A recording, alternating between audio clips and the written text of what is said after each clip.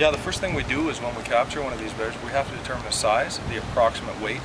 And obviously we don't have a scale, you can't just lift the bear out, so we have to approximate its weight, and you know, you get pretty good at it over the years. So I've had a look at her. She's a real calm bear, and me and Adam were just discussing the size.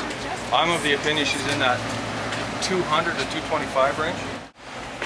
So Adam, you were saying this one was caught in a trap up behind Eaton Drive there? Yeah. The old dump? Yeah, about 300-400 yards as the crow flies east of the cemetery on the old dump road. You're saying you had a report and you went up there and she was outside the trap, or? Yeah, well, I mean, we checked it this morning, and I was on my way to set another trap behind the Super 8 actually, and it was just on my way, so I thought I'd drop in and see, and she was just outside the door, hadn't quite gone in. And so I kept going past, came back 10 minutes later, and she was in the trap. I'm just going to mix drugs. It's a xylazine telazole mixture, and we have a drug data chart that shows us the dosage rates for for the size of the animal. And it gives us a fairly wide safety margin to deal with these bears. Every time we catch a bear, we have to fill out that drug data sheet, and we use that in association with the ear tag to tell us the history of the bear.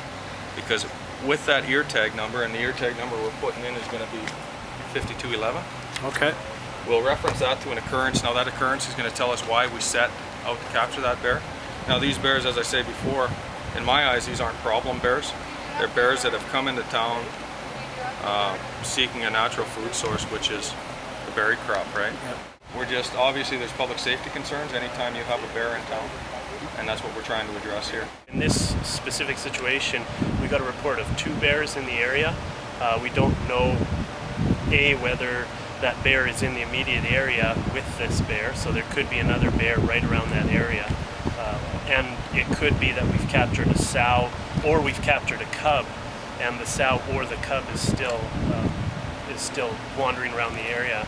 And especially in the case of had we captured the cub first, if that sow is in the area, then it's an obvious public safety concern. It's a 16 gauge needle we're using on here, and what that allows is the drug, the mixture, to get into the bear quicker. It's a heavier gauge needle. Now this is probably the delivery system with the least impact to the bear. Now we have in the past used, you can use a blow tube, which injects a dart, but this is the least effective. It's going to leave the least bruising on the animal. Sometimes we use pistols with a CO2 charge, but again, the impact on the bear. This is what we found to be probably the least harmful to the bear. What we typically do, Tyler, is we keep one person to draw the attention of the bear at the front. Okay. In the fall, they're going to have a fat layer on their rump. Ideally, you probably want to go in the shoulder area in the fall just because of the fat. A lot of times what you might see is this needle bends. You can only jab it so fast the bear is going to move its muscle and tense up.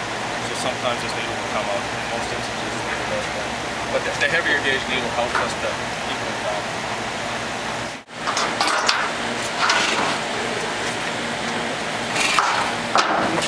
Don't want them to bust their teeth off either. So you want that down. Adam, you got the time. The needle bent, but the syringe is right to the top, which means we got full injection.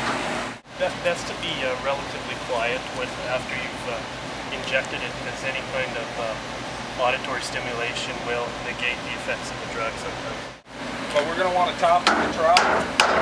Look for any response, any ear movement, any nose movement. You know, she's not showing anything right now. Hey!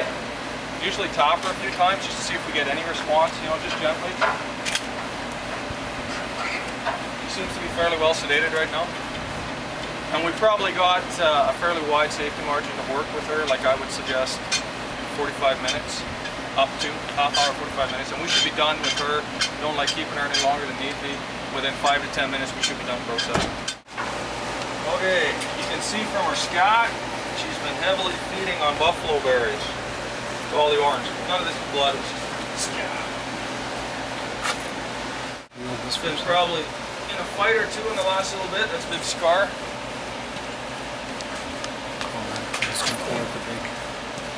Actually, this is not a boar. Yeah, that's not a bad sized bear now. Basically a boar now. It's got a good sized head on it.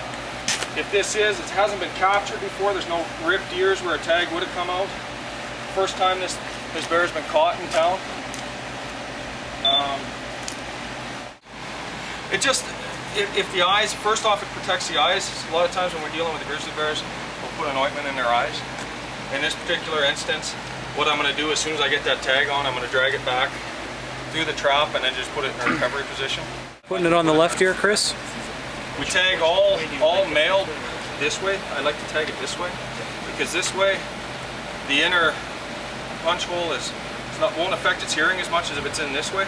This way it's sometimes nice to read when they're facing you, but I prefer doing it like this. And sorry, why does that go in the left ear? Yeah.